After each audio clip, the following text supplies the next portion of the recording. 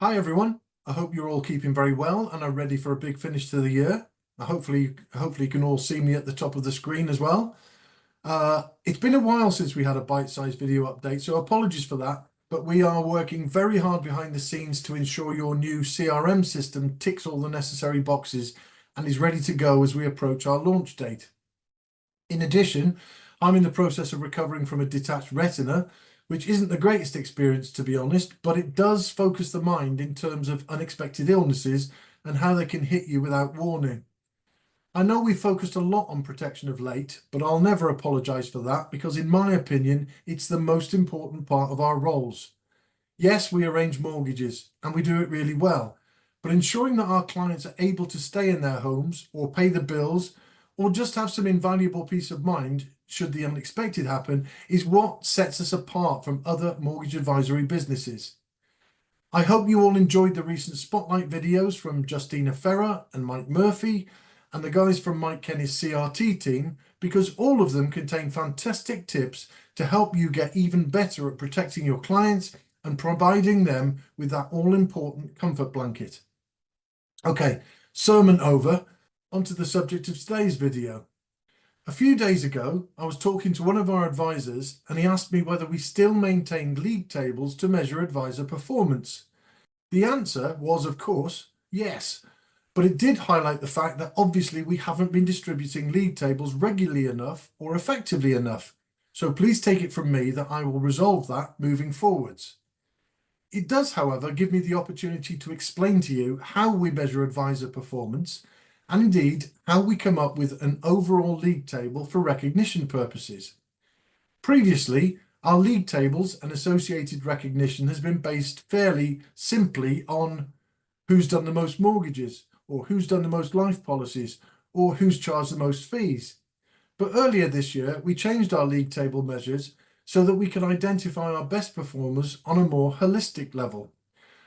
I'll share the screen now to show you how we measure advisor performance and how those individual performances contribute to an overall advisor league table. So hopefully now you can see a spreadsheet on the screen.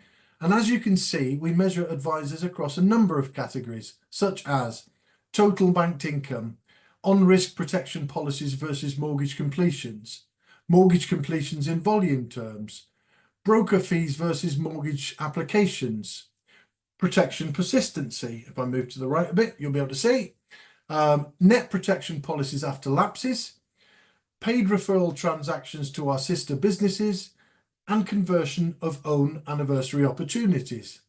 And in each of these categories, advisors are ranked on performance and awarded a score equal to that ranking.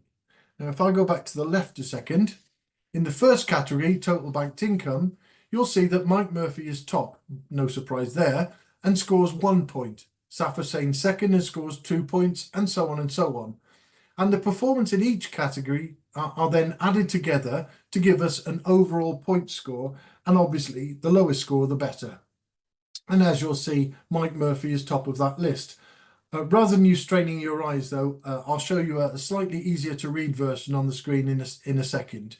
But just before I do that, I should point out a couple of things. Firstly, these categories are not all equal, and some categories are weighted by importance. So, for example, the person who's top of the overall banking category is likely to get less points, i.e. a higher ranking, than the person who's top of the paid referrals category. But to get to the top of the overall advisor league, you'll need to be consistent in all areas.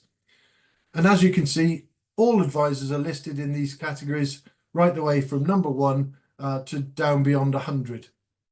Now, the other thing I wanted to point out is it's not really fair to judge our customer retention team advisors on the same basis that we do our field-based advisors. So we've got a separate tab for CRT because they operate with different opportunities and different clientele.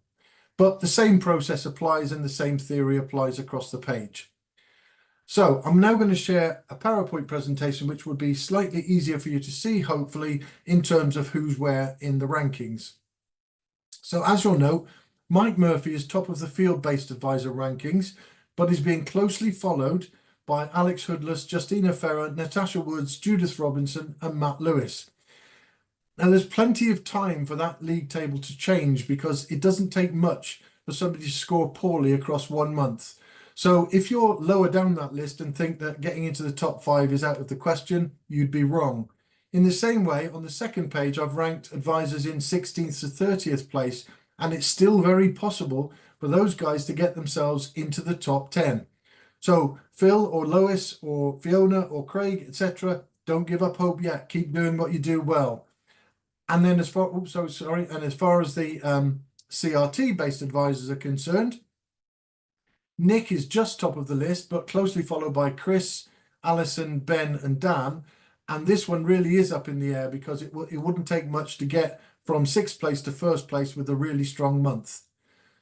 Now, it still remains our intention to get all of our top advisors together early in the new year to celebrate their performances properly. So please watch this space. Okay, that's it for me this time, short and sweet. If you've got any queries or you want to know more, please contact your FSM. Otherwise, I'll see you soon. Cheers.